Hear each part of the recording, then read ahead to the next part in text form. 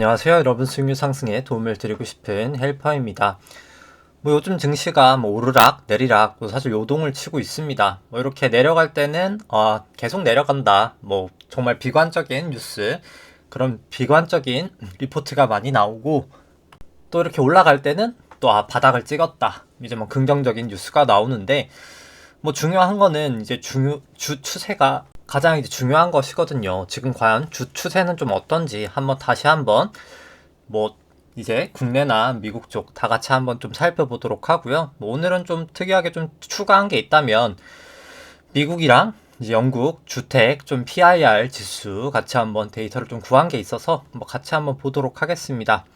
그리고 이제 중요한 거는 결국 지금 매크로 상황이 어떻게 가고 있는가 결국 증시가 중기적으로 올라갈 수 있는 그런 모멘텀이 있는가 매크로적인 환경에서 그 부분 좀 같이 한번 보도록 하고요. 그래서 그리고 또 제가 이번 주에 이제 사실 좀 대형 증권사 좀 이코노미스트 분이랑 좀 이야기할 기회가 있어서 얘기를 했는데 생각보다 이제 모르는 경우가 되게 많더라고요. 이제 많이 방송을 들으신 분들은 이미 아시고 계시겠지만 좀 새롭게 조금 추가된 부분도 있어서 이제 그 부분 같이 한번 좀 매크로 관련된 부분 같이 한번 보도록 하고요. 그 다음에 이제 일드갭이랑 페드 모델로 코스피, 코스닥, S&P 밸류에이션 좀 보도록 하고요. 그 다음에 보기 전에 일단 증시 움직였던 거 먼저 같이 한번 보도록 하고, 그 다음에 이제 프로그램 매매, 일중 수급 차트, 그리고 이제 누적 수급 같이 한번 코스피, 코스닥 살펴보도록 하고요. 그 다음에 이제 아까 일드갭 페드 모델로 밸류에이션, 그 다음 이제 코스피, 코스닥 신용잔고 추이, 그 다음에 이제 S&P 대비해서, 그리고 이제 S&P 대비해서가 아니죠. 이제 통화량 대비해서 이제 S&P, 그 다음에 이제 나스닥, 코스피, 코스닥 밸류에이션 같이 한번 좀 보도록 하고요. 그 다음에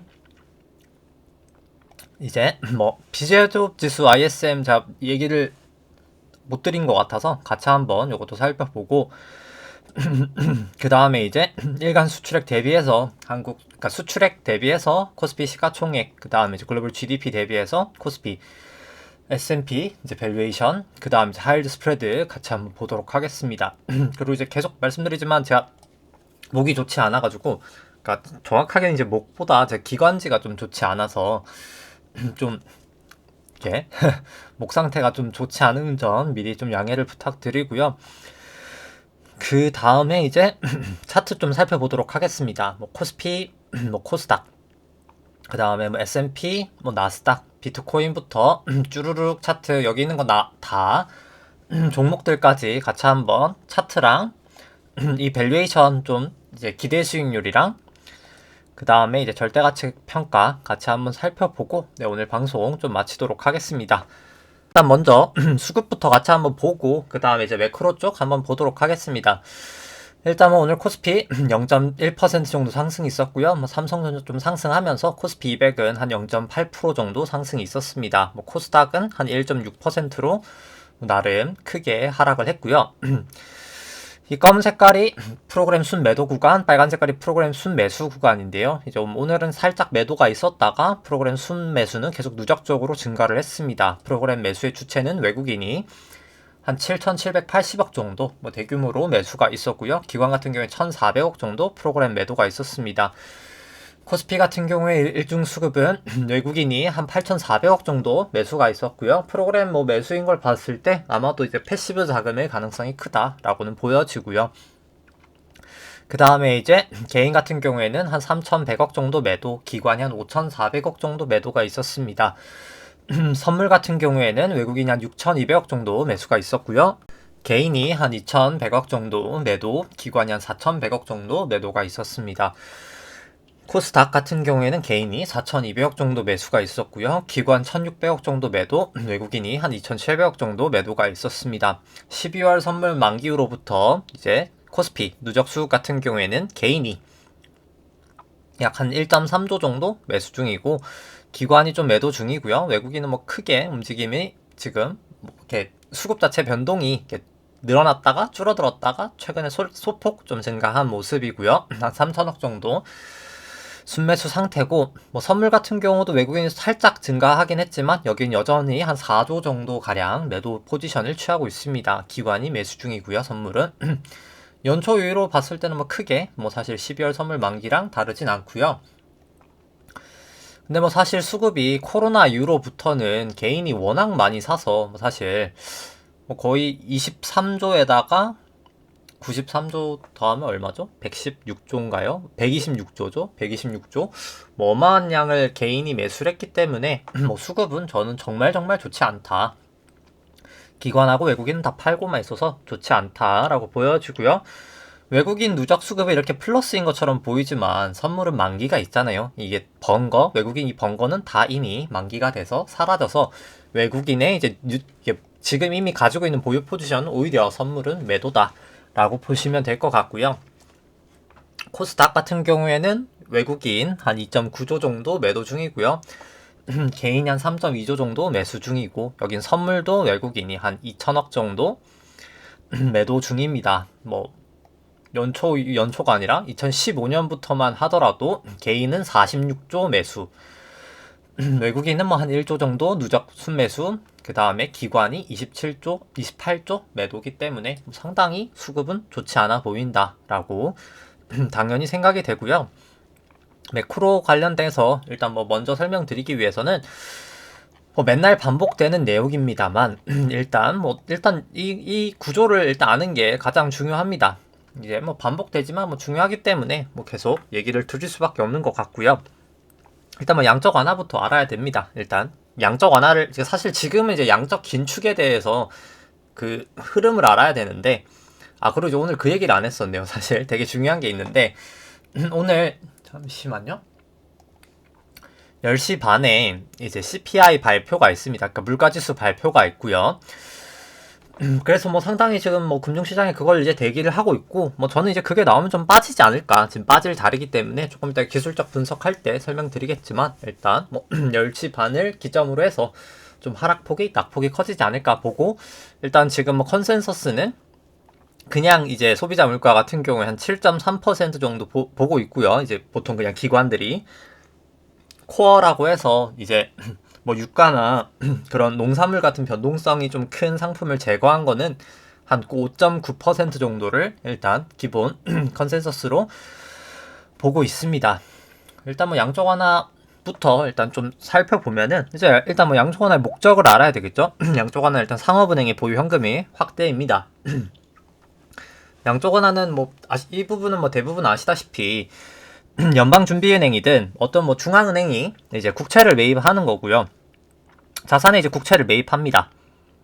그럼 매입을 하니까 누군가가 파는 거겠죠? 뭐 제가 팔았다고 생각해보죠. 제가 국채 100을 팔아서 100이라는 현금을 받습니다. 그럼 현금을 제가 뭐 은행 시스템을 쓸 거잖아요. 제가 진짜 이제 제 집에다 현금을 지폐로 쌓아놓진 않을 테니까 이거를 이제 은행에 예금을 하게 되겠죠.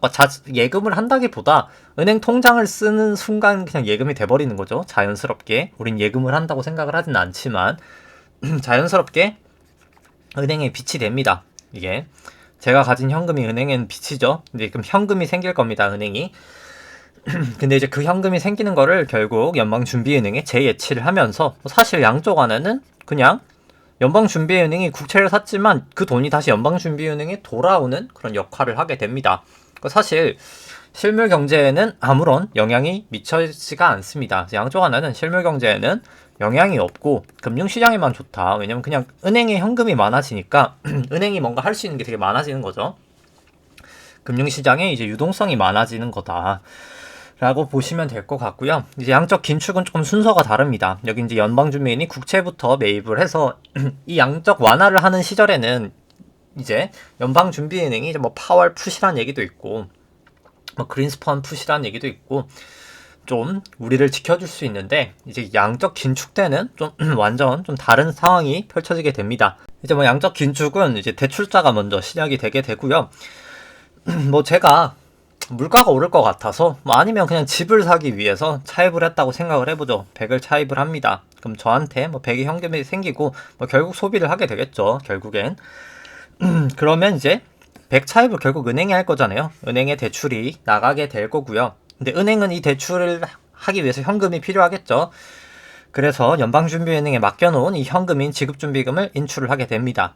그럼 은행도 뭐 사실 빵이 되는 거고, 연방준비은행은 지급준비금이 100이 감소하기 때문에 은행이 맡겨놓은 현금을 가져가다 보니까 이제 뭔가 자산도 줄여야 되기 때문에 이제 국채를 매도를 하게 되든 아니면 만기 재투자를 안 하던 뭐 그런 사태가 이제 나타나는 겁니다. 그럼 이렇게 되면 결국 뭐 유동성이 뭐 긴축이라고 하지만 이게 정확하게는 금융시장에 대한 유동성이 긴축이 되는 거고요. 실물 경제에는 돈이 오히려 풀리는 현상이 나타나게 됩니다.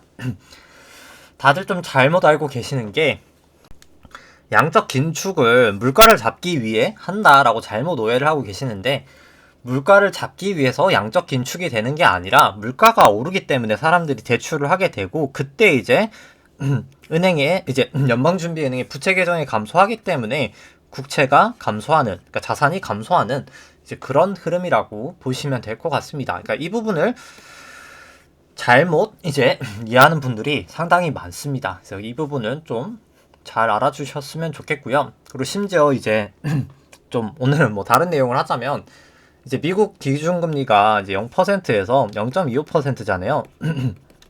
그러니까 뭐 예금금리도 뭐 여기서 크게 다르지 않습니다. 미국에서. 근데 지금 상업은행에 지급준비금이 너무나 많거든요. 상업은행들이 현금이 너무 많다 보니까 뭐 기준금리가 한 1%, 2% 막 올라간다고 치더라도, 금리가 올라간다고 치더라도 은행이 이제 예금 금리를 올릴 생각이 없답니다. 실제로 지금 미국에. 왜냐면 이미 돈이 많은데 우리가 대출이 나가지 않는 이상 굳이 지급준비금을 더 쌓아야 돼? 라는 얘기인 거죠. 돈이 필요 없다 이겁니다. 그런 상황이 돼버린 거죠. 그러면 은행의 예금 시스템으로 못 가는 돈은 어디로 갈까요? 물가가 지금 높은 상황에서 실물 경제로 더 빠져나갈 수밖에 없겠죠. 뭐 금을 사던가 결국 뭔가 다른 행동을 하게 될 겁니다. 왜냐면 집안에 그냥 지폐를 쌓아두진 않을 테니까요. 물가가 올라가는 상황에서. 그렇기 때문에 뭐 생각보다 일단 물가는 우리가 생각하는 것보다 더 강하게 올라갈 수 있다. 그리고 이제 양적 긴축이 시작되면 물가는 더욱더 빨리 올라갈 거다라는 걸 좀 알아주셨으면 일단 좋겠고요. 업데이트된 것 같이 한번 살펴보면서 또 다시 좀 살펴보면, 일단 뭐 지급준비금 같은 경우에 뭐 조금 이따 아까 설명드렸죠. 이제 은행이 연방준비은행에 맡겨놓은 예금은 대출과 결국 소비가 증가하는데, 뭐 대출은 살짝 지금 주춤하긴 한데 뭐 그럼에도 불구하고 소비도 증가하고 있는 추세이기 때문에 지급준비금 계속해서 감소를 하고 있습니다. 미 재무부 일반 계정 같은 경우에는 재정정책을 시행하기 위해서 다시 좀 증가를 하고 있고요. 연방준비은행의 이제 총 자산 같은 경우에는 테이퍼링을 진행하고 있지만 결국 3월 말까지는 사기는 사는 거잖아요. 사는 양 자체를 줄이는 거지. 그때까지는 뭐 자산은 소폭이나마 계속 증가할 거다. 뭐 살짝 계속씩 증가는 하고 있고요. 근데 중요한 거는 뭐 연방준비은행의 자산이 중요한 게 아니라 자산보다 사실 부채가 중요합니다.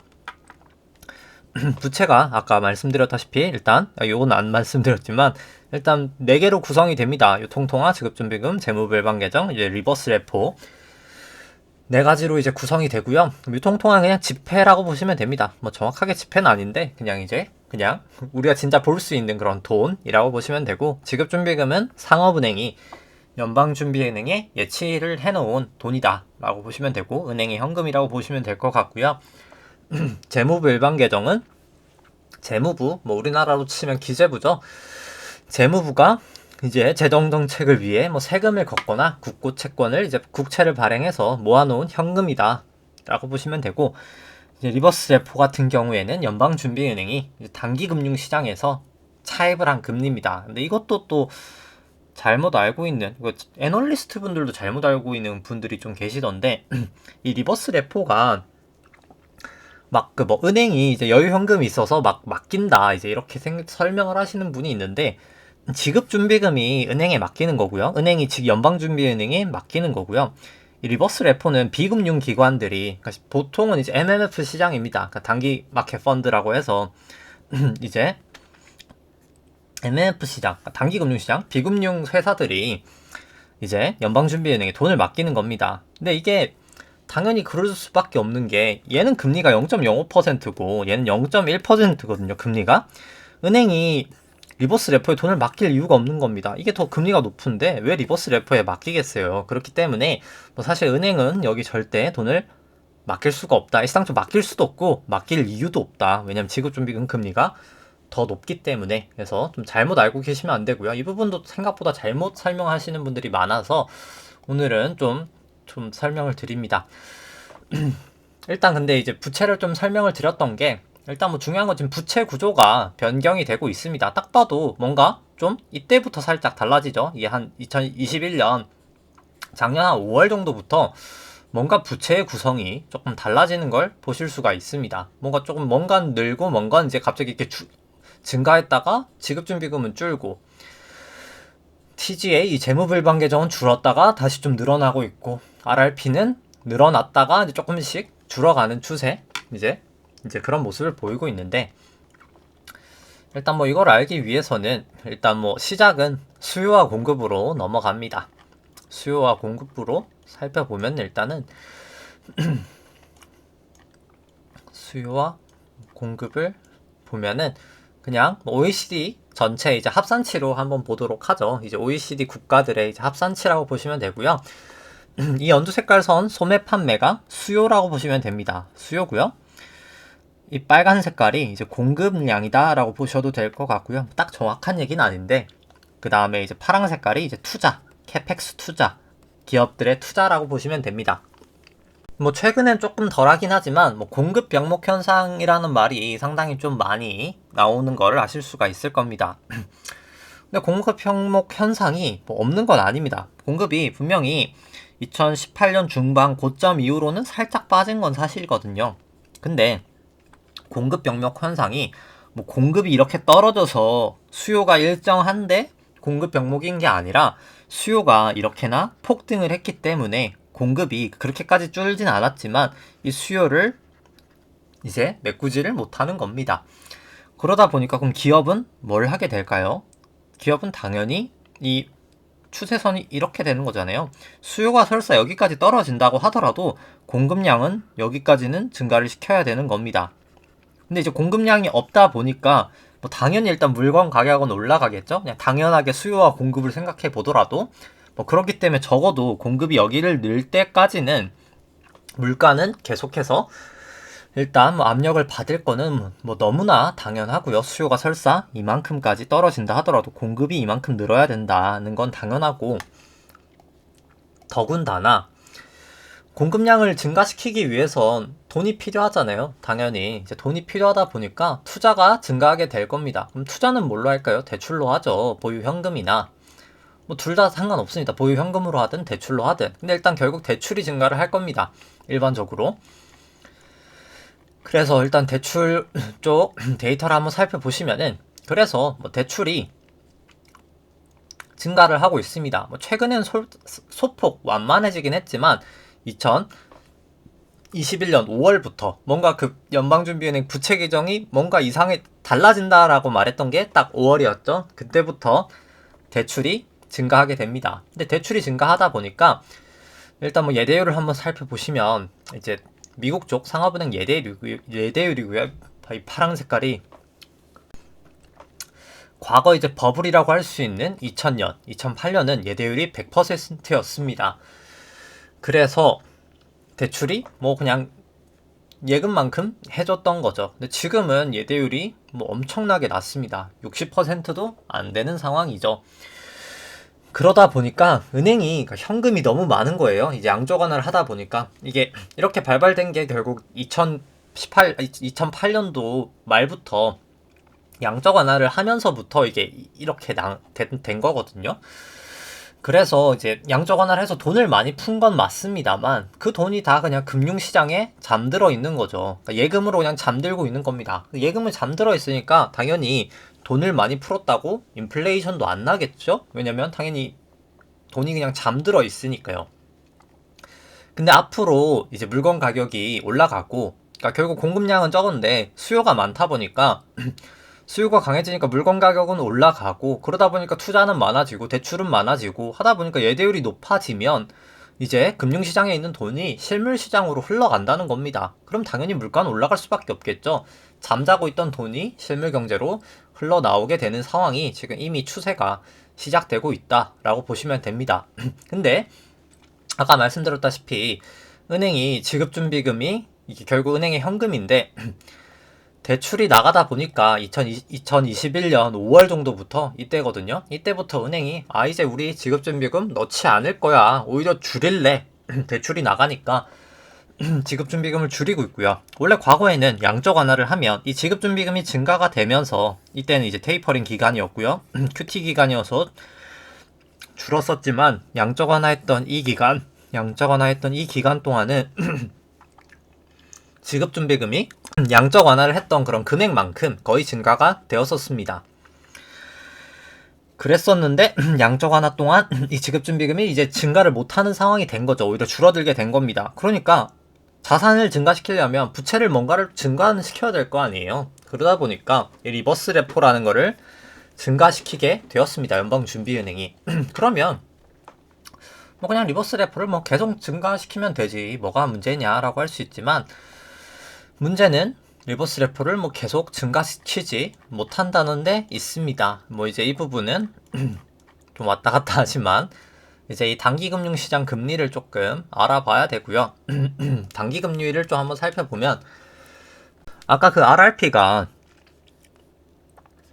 구조가 연방준비은행이 이 단기금융시장에서 돈을 빌리는 거거든요. 달러를 빌리고 이제 국채를 담보로 주는 겁니다. 국채를 담보로 돈을 빌리니까 돈을 빌리다 보니까 여기 단기금융시장 유동성이 사라지겠죠. 돈이 사라집니다.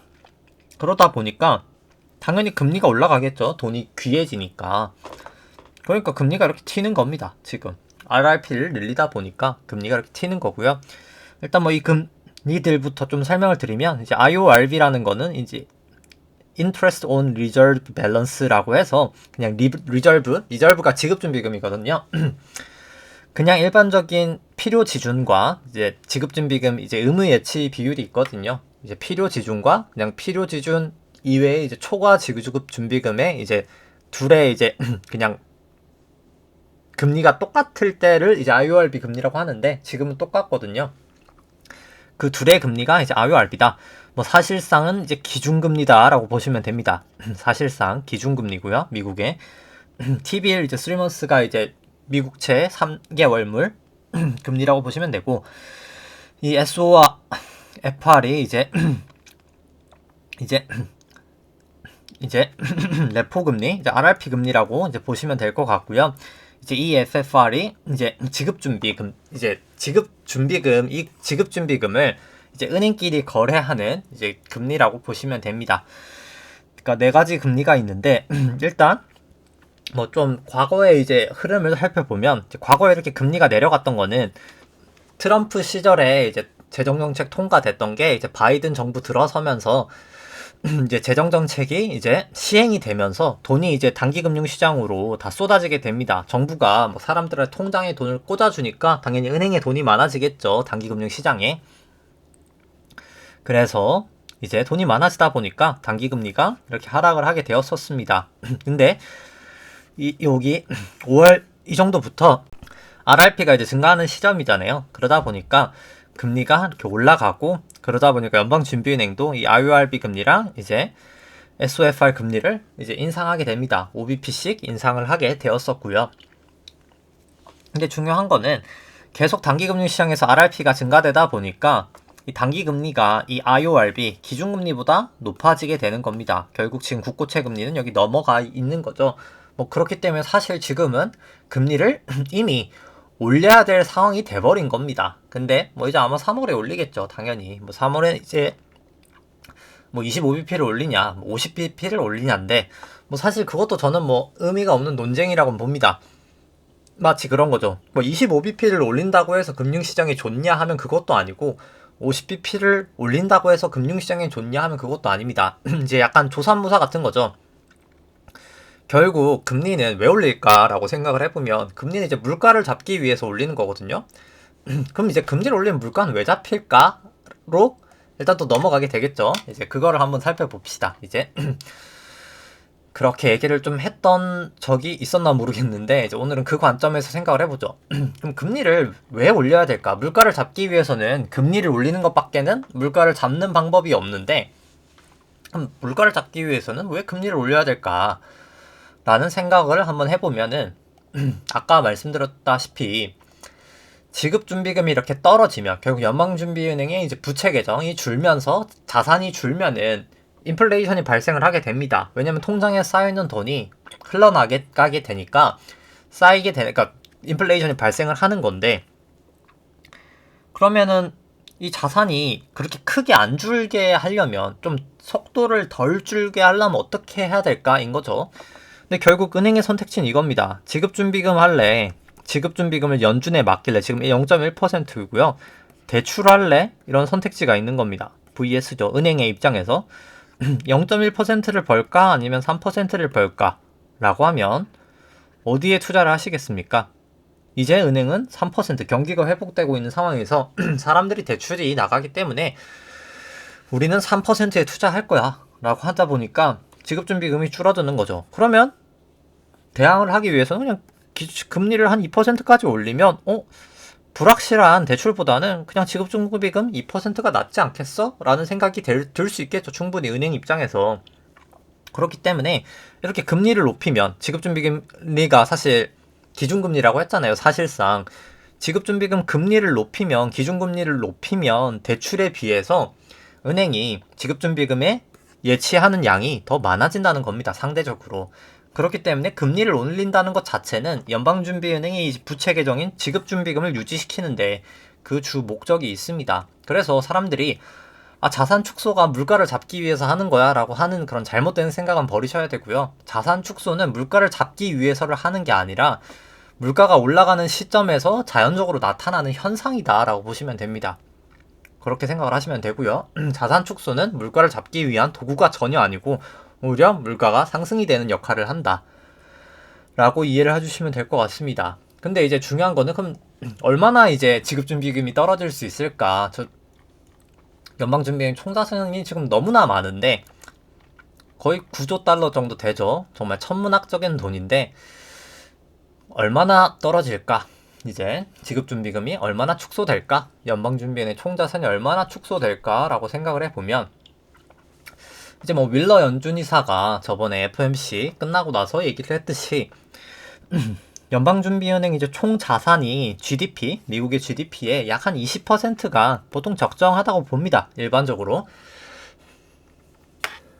이게 너무 적어도 사실 금융시장이 좀 불안해지거든요. 이제 그래서 2018년 막 19년 RP 아까 그 리버스 레포 금리가 막 급등하던 시절이 있었는데 뭐 그렇게 금융 불균형, 그러니까 불균형이라기보다 뭐라고 해야 될까요? 이제 좀 유동성이 없는 그런 고갈 현상이 나타나게 됩니다. 그래서 한 20%가 적정한 수준인데 과거에 2015년부터 이제 테이퍼링을 하면서 거의 뭐 한 26% 정도 될까요? 이제 한 이 정도부터 거의 한 17%까지 이 총자산 대비 GDP가 감소를 하게 됩니다. 뭐 약 지급준비금 기준, 그러니까 총자산 기준으로 한 1.2조 달러 정도가 감소가 되었고요. 이때 미국채 30년물이 한 3.3%를 돌파합니다. 10년물이 13%를 돌파했고요. 지금은 감소해야 될 양이 연방준비은행의 총자산 대비 GDP가 40%를 돌파했었고요. 최대 4.4조 달러가 GDP 20%까지 감소를 해야 됩니다. 이게 여기까지 감소를 해야 된다. 그러면 1.2조 달러 감소를 할 때 물가가 올라가고 미국채 금리 30년이 3.3%까지 올라갔었는데 과연 4.4조 달러가 떨어지면 미국채 30년은 어디까지 갈까가 뭐 정말 이제 걱정이 되는 그런 이야기가 되지 않을 수밖에 없다. 걱정이 된다. 좀 그렇게 생각을 하시면 될 것 같고요. 생각보다 우리가 생각하는 것보다 우리가 알고 있는 것보다 물가는 중기적으로 매우 많이 올라갈 거다라고 좀 생각을 해주시면 될 것 같습니다. 그리고 사실 이미 물가는 이미도 너무나 높다라고 좀 아시면 될 것 같고요. 이렇게 물가가 높았던 적이 70년 이후 지금 처음이죠. 그리고 뭐 맨날 똑같은 얘기입니다만 그럼 이제 막 경기가 안 좋아져서 이제 대출이 안 나갈 때는 그러면 이제 물가가 안 오르는 게 아닐까라고 얘기하시는 분들이 있지만 이제 그것도 아닐 수밖에 없는 게 물론 당연히 덜 하긴 할 겁니다. 근데 그럼에도 이제 물가가 올라갈 수밖에 없는 게 1970년도 이제 고물가 시절과 지금하고의 이제 공통점이 이제 그때도 완화적인 통화 정책 이후에 이제 확장적인 재정 정책을 썼던 때고요. 지금도 똑같은 때입니다. 그러니까 역사적으로 그때랑 지금밖에 없어요. 이제 그 두 가지를 동시에 썼을 때가. 근데 이제 왜 문제가 되는지를 조금 보여드리면 제가 좀 계속 목이 좀 안 좋네요. 그래서 말이 좀 늦어지는 것 같은데 일단 이제 왜 이제 그게 좀 이제 물가가 지속될 수밖에 없는지 설명을 드리면 결국 이 부채가 감소가 되면 물가가 이제 올라가는 거잖아요. 이제 뭐 경기가 좋지 않으면 지급준비금은 감소를 안 할 겁니다. 그럼 뭐 지급준비금은 여기서 멈춰 있다라고 생각을 해보죠. 멈춰 있는데 재정정책을 하기 위해서 결국 이 TGA 재무불방 계정은 증가를 하게 될 겁니다. 증가를 이렇게 하겠죠. 그럼 증가하는 만큼 뭐 RRP는 감소를 할 거고요. 뭐 증가 이렇게 됐다고 생각을 해보죠. 재정정책은 뭔가요? 그냥 돈을 쓰는 거잖아요. 뭐 인프라 투자를 하든 그냥 뭐 복지 정책으로 뭐 사람들한테 돈을 주든 뭐 어떤 혜택을 주든 결국 돈을 쓰는 겁니다. 이게 결국 그냥 훅 감소가 되겠죠. 그러니까 부채가 이만큼 떨어진다는 겁니다. 뭐 재정정책 지금 한 2조 달러 준비하는데 뭐 2조 달러가 이만큼 증가가 됐다가 결국 TGA가 한 방에 줄 거라는 거죠. 그럼 이 준 돈만큼 결국 물가는 올라갈 수밖에 없다. 2조 달러면 뭐 어마어마한 금액이거든요. 그렇기 때문에 생각보다 경기가 미리 침체가 온다고 해도 물가가 곧바로 줄어들기는 좀 어려운 환경이다 라고 보시면 될 것 같고요. 뭐 또 가장 많이 얘기하는 얘기가 있습니다. 뭐 2015년부터 2019년까지 금리가 이렇게 많이 올랐지만 물가도 올랐었고요. 증시는 오르지 않았냐. 증시가 실제로 올랐습니다. 금리가 이때 막 기준금리를 막 올리는데 증시도 올랐어요. 그래서 사실 금리가 올라갈 때가 증시가 올라가는 거다라는 얘기를 하시는 분들이 있습니다. 완벽하게 잘못된 얘기고요. 금리가 올라간다고 주식이 올라가는 것도 아니고 금리가 내려간다고 주식이 올라가는 것도 아닙니다. 영향이 없냐라고 하면 영향은 있는데 좀 잘못된 이야기죠. 뭐 실질금리를 보면서 이제 얘기를 해보면 뭐 이것도 맨날 같은 얘기입니다만 결국 주가라는 것 자체, 뭐 증시라는 것 자체가 결국 실적, 밸류에이션과 성장률 이게 결국 뭐 밸류에이션에 들어가는 얘기인데 할인율 이 세 가지의 함수입니다. 그래서 아까 그 얘기를 하시는 분들은 그냥 할인율이 높아지니까 주가가 올라가더라. 뭐 예를 들어서 할인율이 뭐 낮아지니까 뭐 주가가 올라가더라 얘기인데 세 가지를 동시에 봐야죠. 결국 세 가지 상황을 동시에 봐야 되는 겁니다. 이 조건이 다 충족이 돼야 되는데 2015년은 일단 뭐 어땠는지 한번 살펴보면 2015년도에는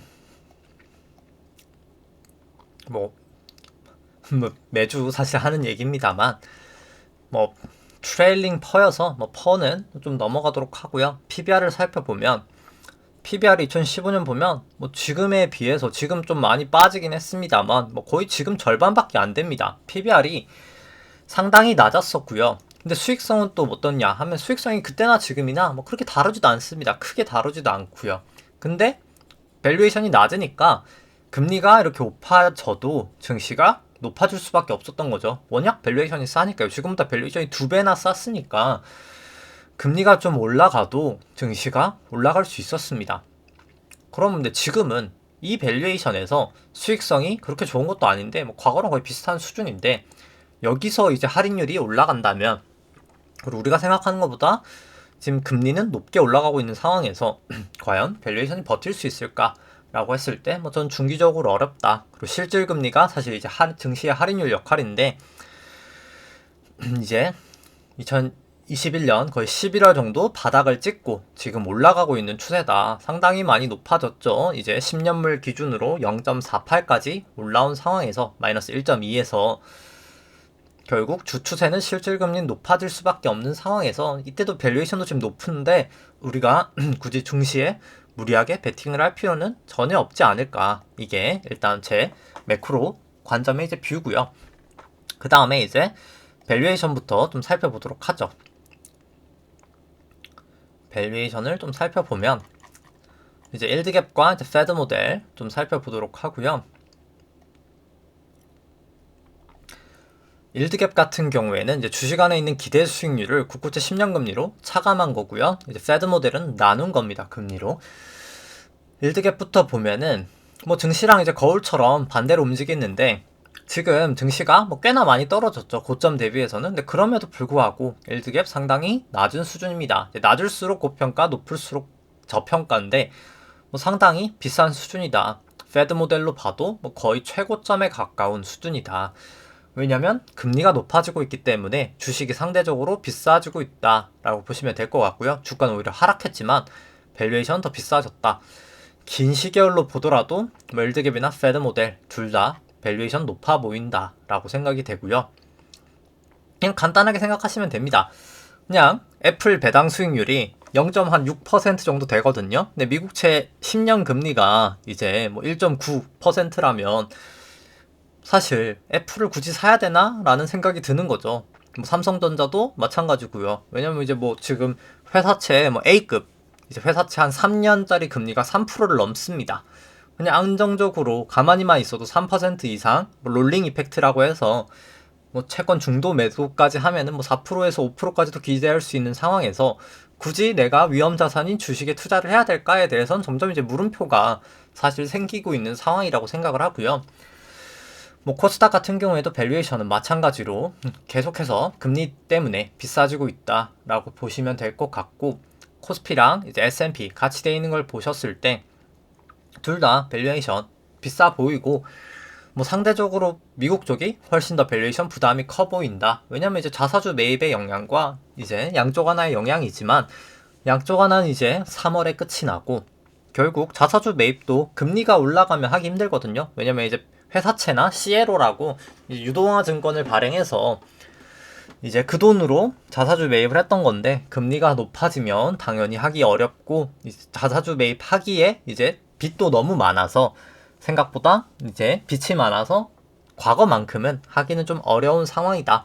그래서 미국의 낙폭이 저는 중기적으로 훨씬 더 크리라 생각을 하고요. 이제 패드 모델로 봐도 뭐 두 나라 다 상당히 비싸 보인다. 밸류에이션 이제 고점이다 라고 생각이 됩니다. 금리 때문에요.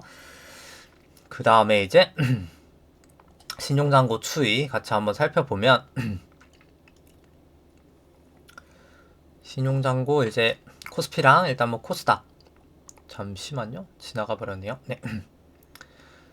코스피랑 일단 코스닥 뭐 합산치부터 좀 보도록 하겠습니다. 합산치 보시면은 21조 거의 뭐 한 5천억 정도 되면서 제가 3일 방송했으니까 뭐 크게 변동이 뭐 크진 않았었고요. 소폭 증가가 됐죠. 근데 일단 뭐 떨어지고 있는 추세, 뭐 매우 높은 수준에서 떨어지고 있는 추세이기 때문에 뭐 상당히 좋아 보이진 않고요. 신용잔고를 코스피 시총으로 나눈 것도 고점 치고 뭐 빠지고 있는 추세여서 뭐 상당히 좋아 보이지 않습니다. 높을 때 항상 밸류에이션 고점이었었죠. 그 다음에 이제 신용잔고 증감 속도도 이제 떨어질 때가 항상 증시 고점인데 뭐 지금도 뭐 상당히 좋아 보이지 않는다라고 생각이 되고요. 그 다음에 이제 코스닥도 뭐 그냥 설명은 생략하도록 하겠습니다. 뭐 차트만 좀 보여드리도록 하고요. 뭐 크게 모양은 다르지 않고요. 그 다음에 이제 통화량 지표인 이제 M2 대비해서 이제 S&P랑 뭐 나스닥, 코스피, 코스닥 밸류에이션 살펴보면은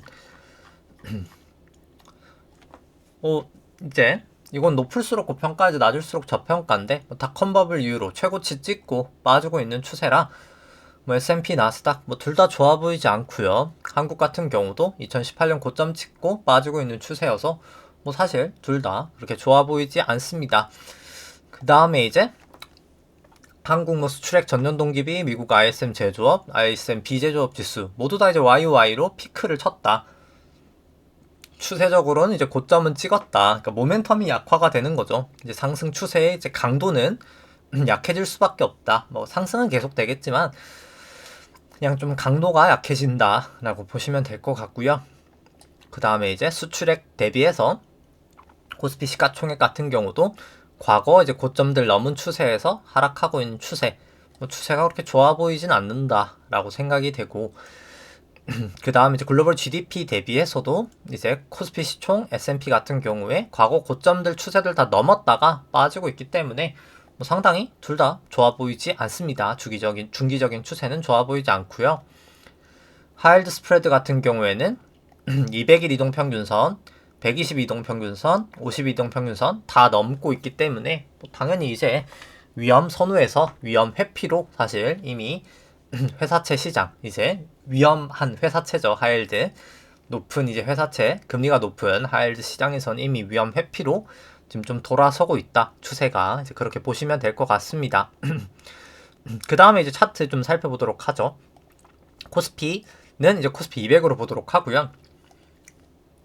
1998년도 이제 외환위기 저전부터 이제 엘리어트 파동상 우리나라는 이제 닷컴 버블 때까지 1파, 닷컴 버블 하락이 2파, 금융위기 전까지 상승이 3파, 그 다음에 지루했던 조정이 이제 4파, 그 다음 상승이 이제 17년, 18년이 5파로 큰 1파가 이제 1, 2, 3, 4, 5로 완성이 되었다라고 보고요. 그 다음에 이제 미중무역 분쟁, 코로나까지 1, 2, 3, 그러니까 AB죠. ABC가 떨어지면서 큰 2도 완성이 되었다라고 봅니다. 지금 올라갔던 게 이제 코로나 이후로 고점 친 게 3-1파, 지금이 이제 3-2파라 2파다라고 보여지고요.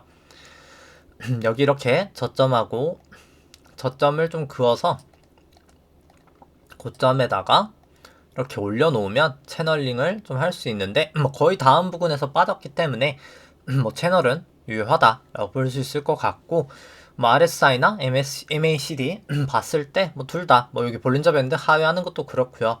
뭐 이미 여기서부터 매도 신호는 나왔었다 라고 이제 보시면 될 것 같습니다.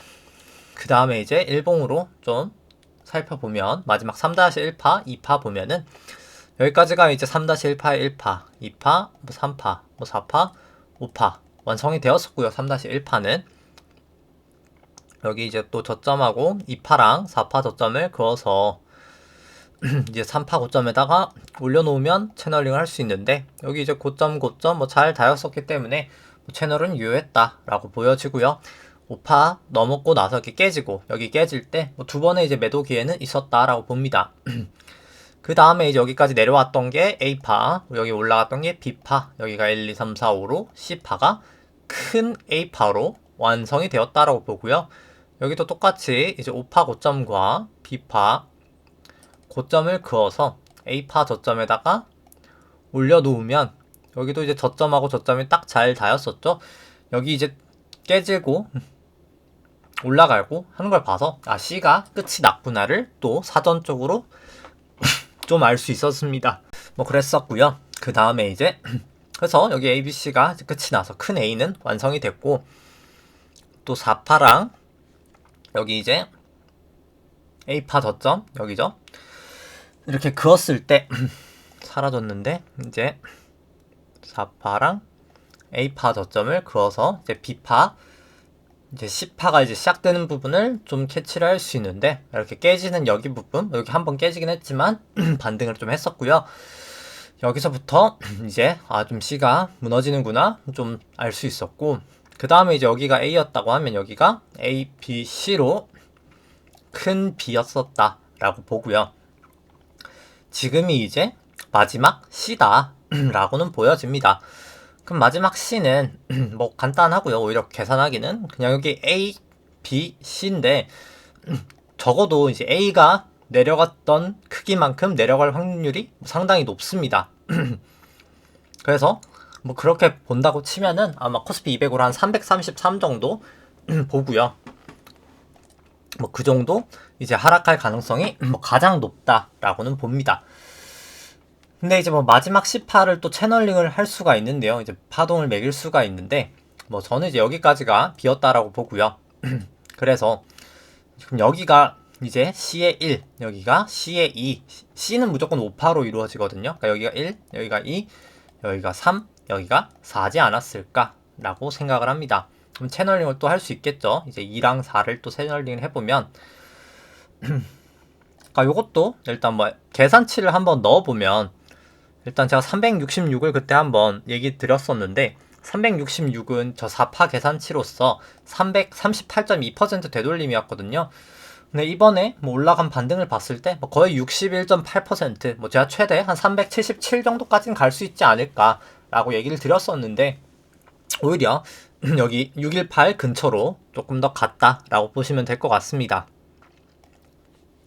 그래서 뭐 여기 이제 채널링을 해보면은 이렇게 해서 3파에다가 올려놓으면 여기 채널링을 할 수 있는데, 뭐 한 이러한 궤적으로 결국 빠져가겠죠. 이러한 궤적으로 이제 빠져가진다고 치면은 이게 뭐 이렇게 봐도 뭐 거의 333 근처죠. 뭐 거의 한 이 정도 간격으로 뭐 빠지지 않을까 라고는 뭐 저는 생각을 하고 있습니다. 그리고 뭐 이론상 뭐 사실 1파랑만 gem치면 안 되기 때문에 뭐 여기까지 올라가도 뭐 큰 문제는 없으나, 일봉상 기준선이 여기 있는데 뭐 기준선 근처까지 거의 왔고 도지 모양 나타내는 걸 봐서 아마도 제가 봤을 때 이제 내려갈 확률이 높지 않을까.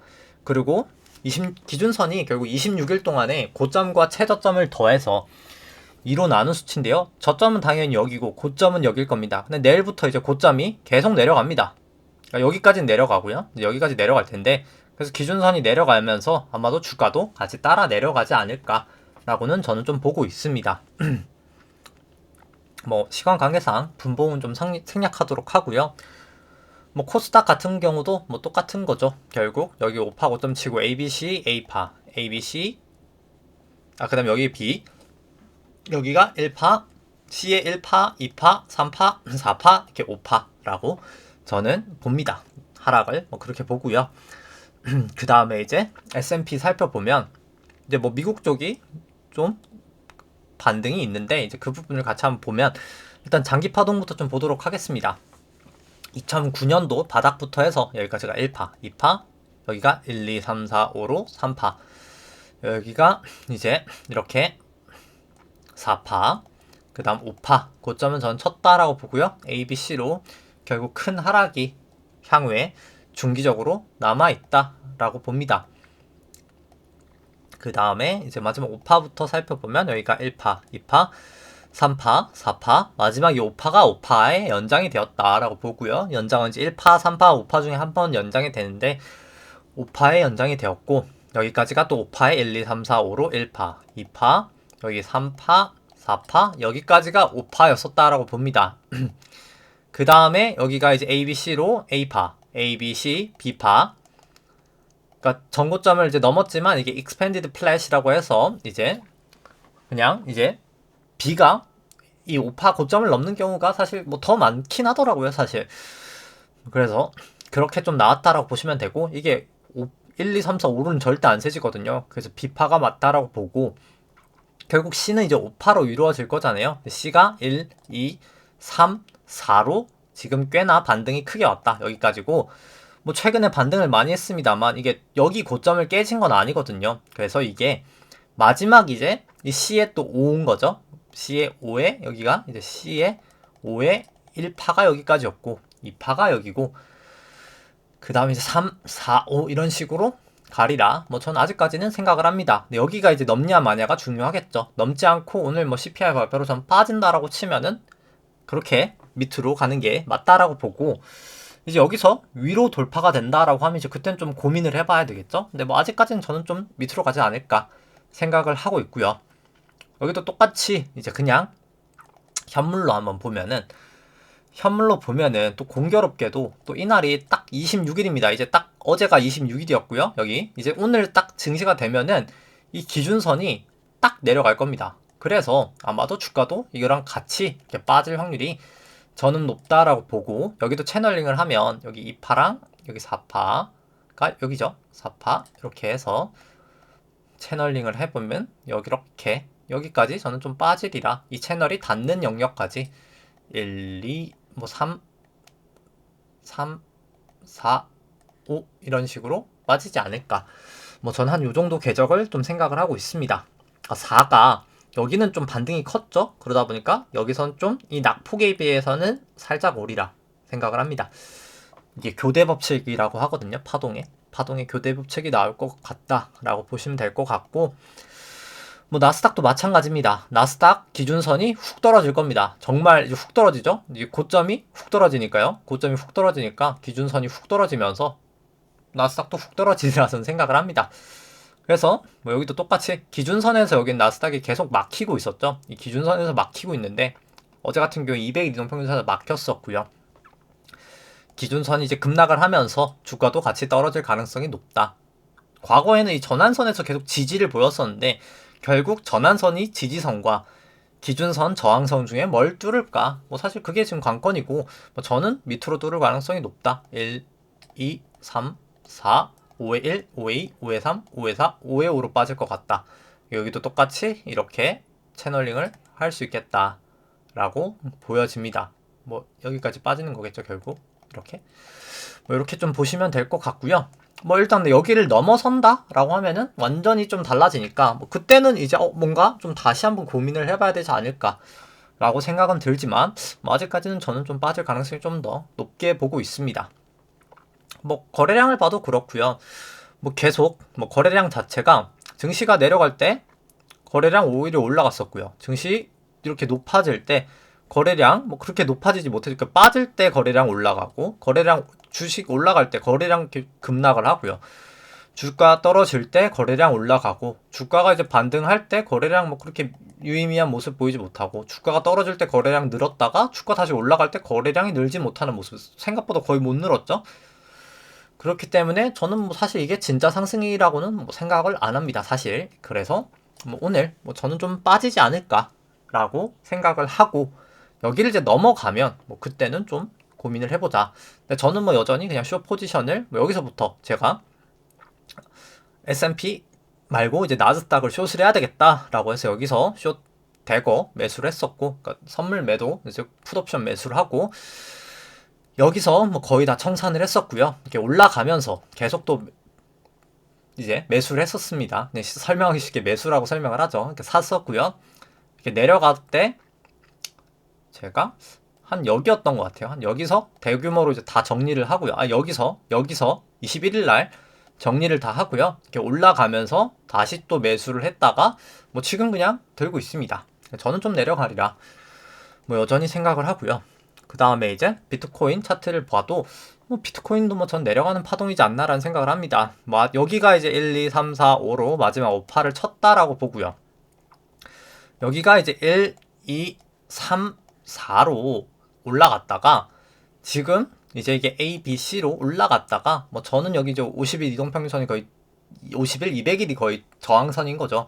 여기를 못 넘기고 마지막 5로 한 번 더 빠지지 않을까. 뭐 저는 이제 그렇게 보고 있고요. 뭐 코스피 안에 있는 내재 변동성 V 코스피 같은 경우에는 이제 뭐 좀 많이 하락하는 모습을 보이고 있지만 뭐 저는 재차 이제 좀 반등하는 모습을 나타내지 않을까.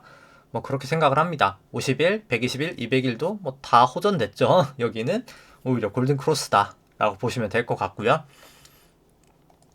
빅스, 미국 쪽 빅스 같은 경우도 떨어졌지만 오히려 골든 크로스다. 이동평균선은 뭐 그렇게 보여지고요.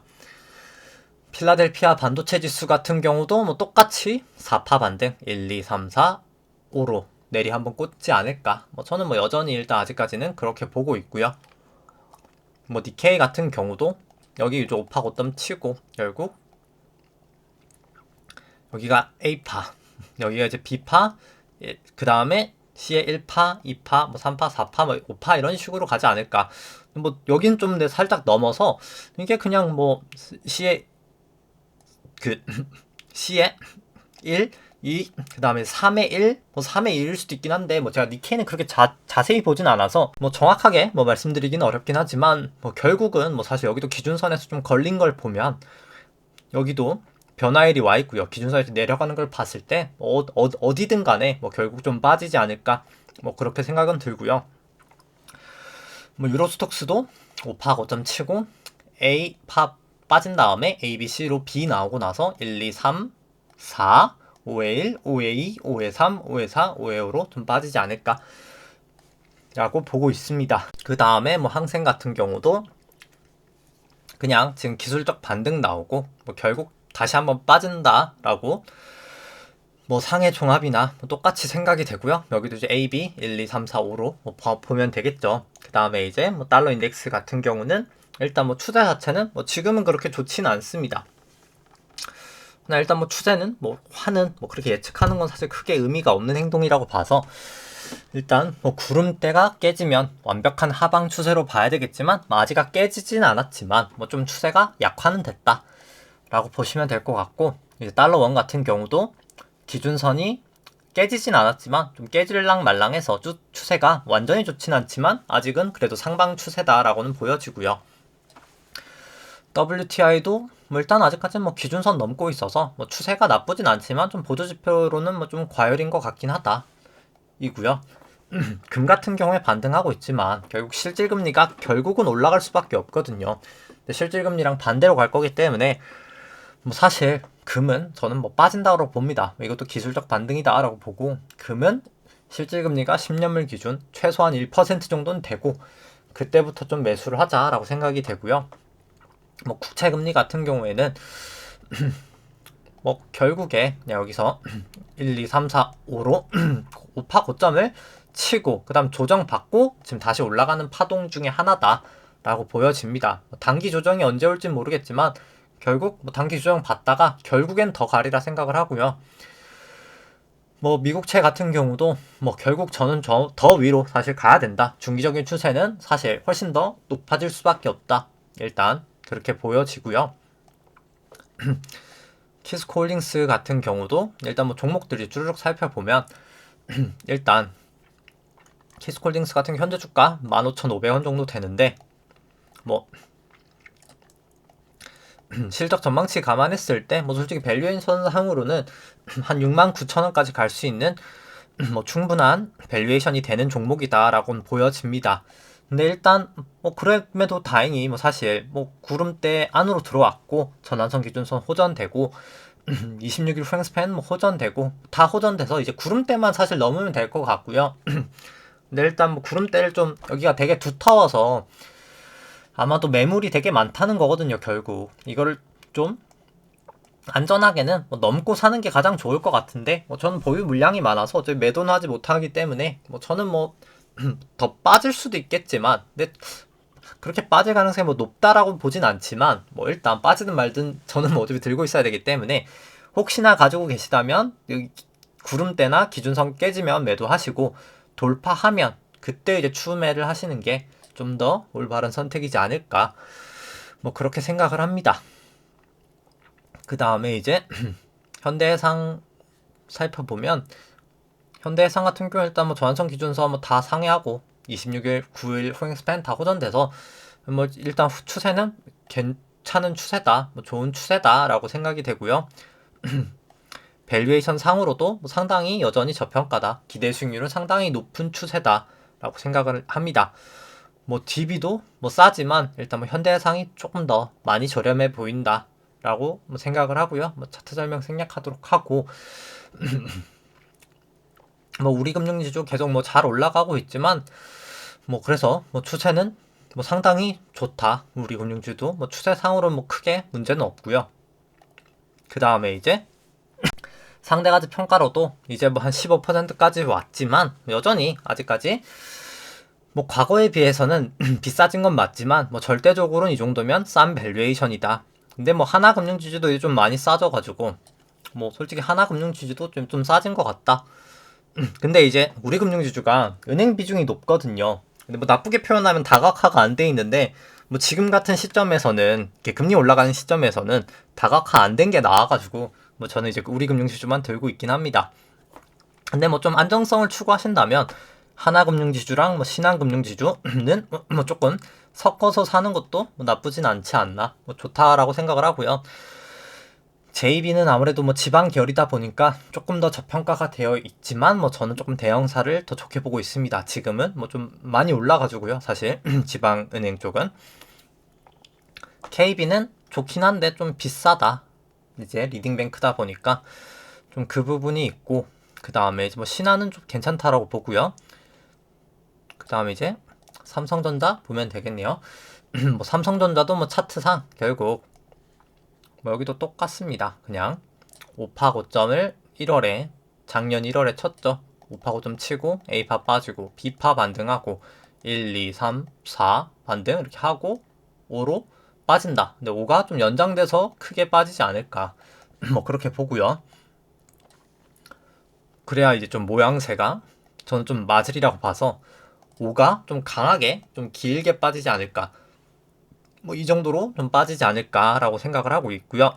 밸류에이션으로 봐도 뭐 그렇게 싸 보이진 않는다. 이제는 뭐 솔직히 그렇게 싸 보이지 않는다라고 생각을 하고 상대 가치 평가로 봐도 이 기대 수익률로 항상 삼성전자 한 8% 하회하면 밸류에이션 부담이 있어서 주가가 항상 빠졌었는데 이번에도 뭐 똑같이 작년에 7.9 기록하고 하락을 했었고요. 뭐 지금이 높냐라고 하면 기대 수익률이 뭐 과거 저점들에 비해서 높지가 않습니다. 절대. 그리고 이제 금리를 조정한다 치면 이 보라색으로 봤을 때는 오히려 지금이 가장 비싼 때다. 뭐 굳이 삼성전자 손이 가지 않는다. 가장 비쌀 때 굳이 사야 될 필요가 있을까? 뭐 저는 이제 그렇게 생각을 하고요. 이제 금리를 항상 좀 감안을 해줘야 됩니다. 그래서 좋아 보이지 않고요. 뭐 하이닉스도 뭐 똑같이 그냥 기술적인 반등이다. 뭐 그렇게 생각을 합니다. 뭐 여긴 딱 파동을 매기기가 애매하긴 한데 뭐 결국 뭐 그렇게 반등이 강하지 못하고 결국 빠지지 않을까라는 일단 차트 모양인 것 같고요. 하이닉스 같은 경우도 뭐 절대가치 평가로 플러스긴 한데 여기는 일단 절대가치 평가랑 웬만하면 플러스인 게 워낙 실적 변동성이 크다 보니까 뭐 항상 원래 좀 절대가치 평가로는 좀 저평가가 되게 나오긴 하고요. 근데 상대가치 평가로 봤을 때 뭐 지금 과거 저점에 비해서 그렇게 싼가에 대해서는 아직은 아니다. 금리를 조정하면 더더욱이 아니다. 라고 생각이 되고요. 뭐 현대차 같은 경우에 뭐 여기도 차트 좋지 않기 때문에 뭐 당연히 굳이 살 필요 없다라고 보여지고요. 절대가치 평가로는 오히려 비싸다라고 보여지고 뭐 상대가치 평가로도 뭐 그렇게까지 엄청 싼 것 같진 않다라고 느껴집니다. LG화학 같은 경우에 뭐 차트 뭐 이제 구름대 아직 미치기 때문에 뭐 당연히 그렇게 좋아 보이진 않고요. 절대가치 평가로 봤을 때도 뭐 아직까지는 비싸 보인다 뭐 생각이 되고 그 다음에 이제 상대가치 평가로 봤을 때도 뭐 좀 싸지긴 했지만 뭐 그렇게까지 사고 싶을 만한 밸류에이션은 아닌 것 같고요. 저는 그 다음에 이제 롯데케미칼 같은 경우에는 뭐 기술적 반등을 하고 있고요. 일단 뭐 사신다고 하면 적어도 26일 횡스팬 완벽하게 호전되고 구름대라도 좀 넘고 사야 되지 않을까 라는 생각이고요. 일단 그 다음에 이제 절대가치 평가로는 뭐 그럼에도 불구하고 그래도 좀 여긴 싼 편이다 라고는 생각이 되고 상대가치 평가로도 밸류에이션은 그래도 싼 구간이긴 하다 라고는 생각이 듭니다. 그 다음에 이제 효성화학 같은 경우에는 반등을 하는데 뭐 저는 그냥 이게 1, 2, 3, 4라고 봅니다. 뭐 차트상으로 아마 다시 빠지지 않을까. 많이 하락한 만큼 그냥 반등도 거셌다라고 저는 아직까지는 그렇게 보는 게 맞을 것 같고요. 근데 다만 절대가치 평가로는 뭐 솔직히 저평가된 종목이다. 뭐 빠지면 이제 그때 좀 솔직히 살만한 회사다라고 저는 생각은 들고요. 솔직히 여기 근데 이제 좀 프로판가스 값이 많이 올라서 뭐 그 부분에 조금 약간 사실 피해를 좀 많이 보고 있습니다. 뭐 가스값의 영향이 충분히 좀 있긴 하고요. 뭐 그럼에도 불구하고 뭐 사실 많이 과거 비해서는 기대 수익률이 낮아지긴 했지만 이때가 너무 쌌던 거고요. 지금도 사실 밸류에이션은 싼 밸류에이션이다라고는 봅니다. 그 다음에 뭐 GS 살펴보면 뭐 GS 이제 구름대만 넘어가면 뭐 추세는 그래도 나쁘진 않지 않나, 뭐 괜찮은 편이다라고는 보여지고 여기는 절대가치 평가로도 저는 뭐 사실 저평가되어 있다라고 보고요. 상대가치 평가로도 여기는 뭐 엄청나게 저평가는 되어 있다라고 봅니다. 사실 회사는 엄청 싼 회사라고 보고요. 그 다음에 이제 뭐 KT 같은 경우에는 또 추세가 뭐 나름 이제 괜찮아가지고 뭐 솔직히 살만한 회사지 않나? 뭐 저는 그렇게 생각은 하는데 일단 매도를 한다면 여기 구름대나 기준선 깨지면 그때 조금 추세적으로 매도를 하자. 솔직히 회사는 저는 좋다라고는 봅니다. 그 다음에 이제 절대가치 평가로도 여긴 충분히 뭐 매수할 메리트는 충분하다라고 보여지고요. 뭐 상대가치 평가도 뭐 좋다. 뭐 저는 뭐 솔직히 KT는 좀 항상 좋다라고 보고요. DLENC 같은 경우는 1, 2, 3, 4, 5로 빠질 가능성이 좀 있지 않을까. 뭐 굳이 아직까진 조금 더 기다려보자. 구름대라도 좀 넘자. 뭐 이렇게 보여지고요. 근데 뭐 사실 절대가치평가로는 밸류에이션 상당히 저평가가 되어 있다. 상대가치평가로도 상당히 저렴하다. 사실 주가는 너무나 저렴하다라고는 보여집니다. 카카오 같은 경우에 뭐 너무나 많이 떨어지긴 했지만 굳이 뭐 떨어지는 칼날 아직까지 뭐 굳이 잡을 필요는 없다라고 보여주고요. 절대가치 평가로는 뭐 저평가는 되어 있지만 뭐 그렇게까지 싼 건 아니어서 아직까지 크게 손은 안 간다 라고 보여주고, 뭐 상대가치 평가로는 아직까지 손이 갈 밸류에이션은 아니다 라고 보여집니다. 뭐 네이버 같은 경우도 반등은 하지만 뭐 아직까지는 뭐 추세가 하방 추세이기 때문에 뭐 굳이 기술적 반등일 확률이 높은데 먼저 들어갈 필요는 없다라고 보여지고요. 그 다음에 이제 여기는 뭐 네이버는 절대가치 평가로는 좀 밸류에이션 부담이 있어 보이고요.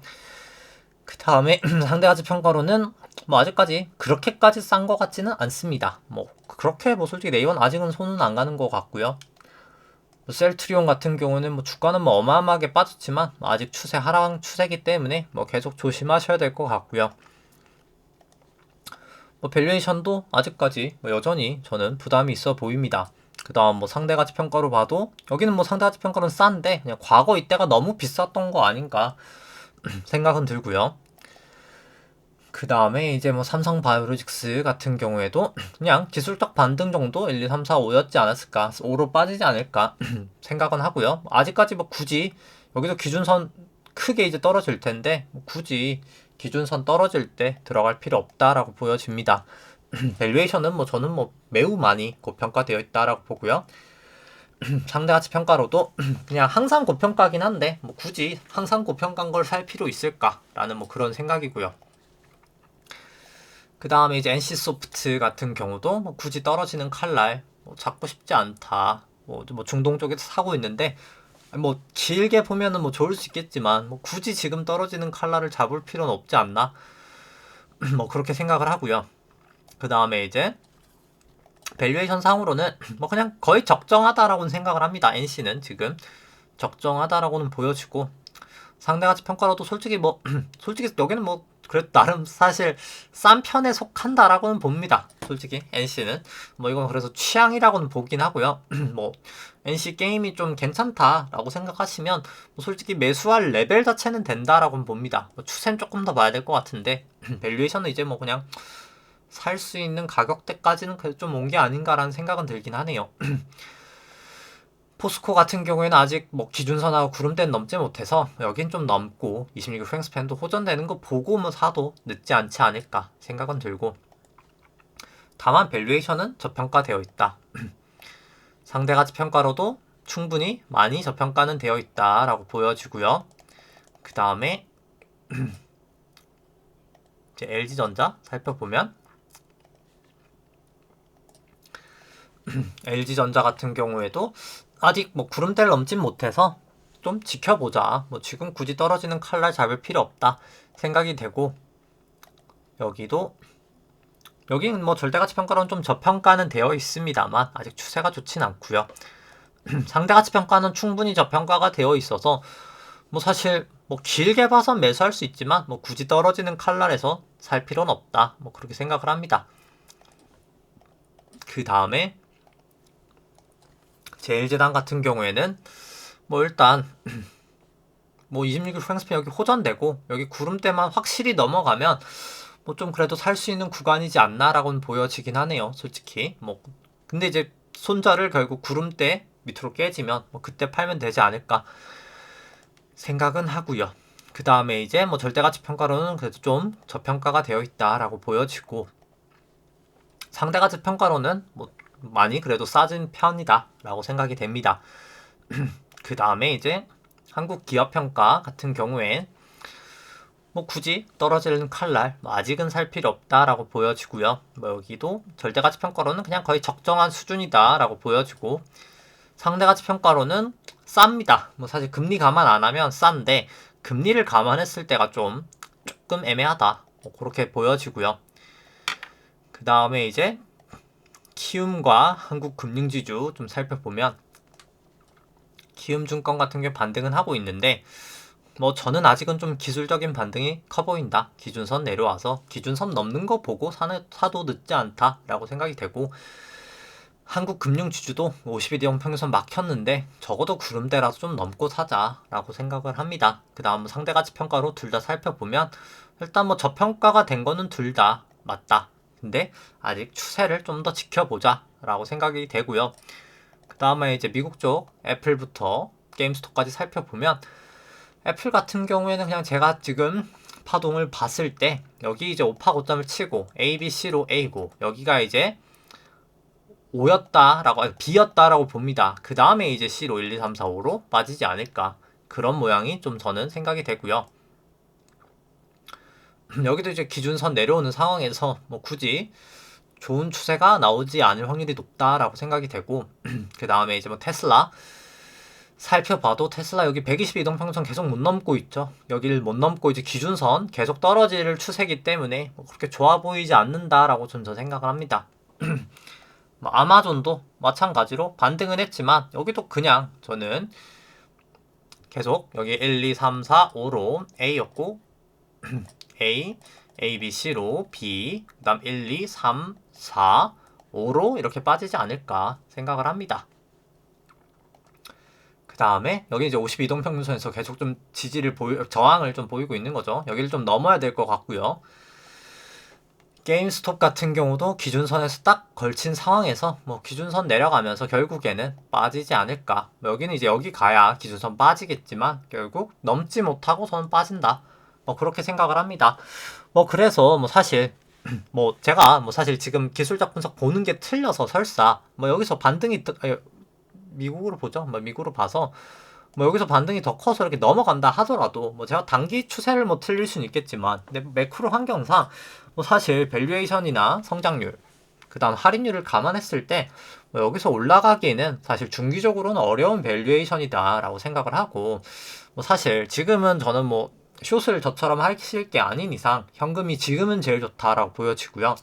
근데 증시가 조금 하락이 크고 실질금리가 한 1까지 가고 나서 그때 이제 금과 부동산 설명 안 했었죠. 제가 오늘 설명드린다 하고, 부동산 지수를 제가 좀 부동산 하는 애널리스트 분한테 좀 여쭤봐가지고 이게 무료로 볼 수 있는 사이트가 있더라고요. 이게 엑셀로 데이터는 끌지는 못하는데 그건 이제 유료로 하는데, 그건 이제 애널리스트 분들이 이게 일일이 하나씩 다 하셨더라고요. 그래서 감사하게 저는 받기만 했는데, 받고 이제 뭐 혹시 이거는 자료 필요하시면 제가 뭐 홈페이지는 댓글 달아주시면 뭐 알려드릴 수 있고요. 아니면 뭐 제 방송 보시는 분이면 제가 주기적으로 알려드리니까 뭐 보셔도 되고 뭐 크게는 뭐 상관없을 것 같은데, 일단 이게 PIR이 뭔지부터 설명을 드리면 그 주택이고요. 이제 분모가 분자죠. 이제 주택 가격이고 PIR이 이제 Price Income Ratio라고 해서 뭐 굳이 영어를 쓰진 않겠습니다. 네, 뭐 쓰면은 Price Income Ratio 해서 이건데 이렇게 그어야 되겠죠? 네, 아무튼 주택 가격을 이제 여기 중위소득입니다. 그냥 중간소득, 그냥 중간 정도 버는 사람, 그냥 평균소득이라고 보면 되겠죠. 뭐 정확한 용어는 아닌데 정확하게 이제 딱, 근데 뭐 그냥 미국의 이제 평균 소득이다라고 생각을 하시면 되는데, 그러니까 이게 배로 나옵니다. 뭐 예를 들어서 주택 가격이 뭐 5억이라고 하죠. 근데 뭐 미국 사람들이 1억씩 번다고 생각을 해보죠. 그럼 이제 5배, PIR은 5배다 이렇게 보면 되는데, 1970년도부터입니다. 뭐 2008년도 이제 서프라임 모기지 그때 뭐 부동산 가격 급등했을 때 당연히 높았었고요. 근데 지금이 그때보다도 높다. 당연히 미국 부동산은 뭐 지금 고평가는 되어 있다. 근데 결국 빠지긴 할 거거든요. 제가 실질금리 올라갈 때 빠지고 났을 때 그때 저는 사셔야 된다. 왜냐면 중위소득이 올라갈 겁니다. 이게 물가가 올라가면서 임금 상승이 되면서 올라갈 거예요. 그래서 이 PIR이 주택가격이 가만히만 있더라도 낮아질 겁니다. 그래서 아마 주택가격도 올라가고 소득도 올라가면서 이렇게 빠졌다가 사야면 주택이 많이 오를 거예요. 물가 올라갈 때 주택이 되게 좋거든요. 금 다음에 주택이라 뭐 영국도 추세는 똑같기 때문에 뭐 설명은 생략하도록 하고요. 그래서 지금 뭐 부동산을 사는 건 저는 그렇게 좋은 선택은 아니라고 보는데, 실질금리 한 1 정도 되고, 그러니까 증시 조정 보이고 나서, 충분히 조정 보이고 나서 이제 그때 주택을 사야 되는데, 뭐 주택이 뭐 비싸서 뭐 사실 못 사시는 분들도 계시겠죠. 이제 뭐 대출이 뭐 9억 이상짜리는 사실 나오지도 않고요.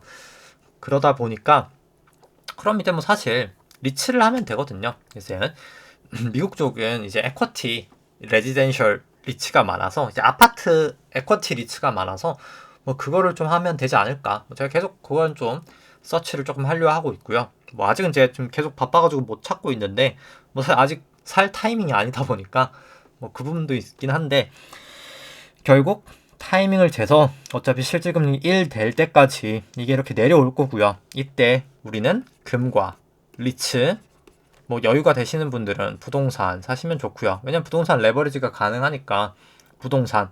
그리고 지금은 금리가 이미 올라가고 있는 추세여서 제가 계속 말씀드리는 우리금융지주 같은, 뭐 지금은 우리금, 하나, 금융지주, 신한 다 좋다고 보고요. 지금은. 근데 일단 은행 비중이 높은 게 우리금융지주가 뭐 전 아직까지는 제일 좋아 보인다.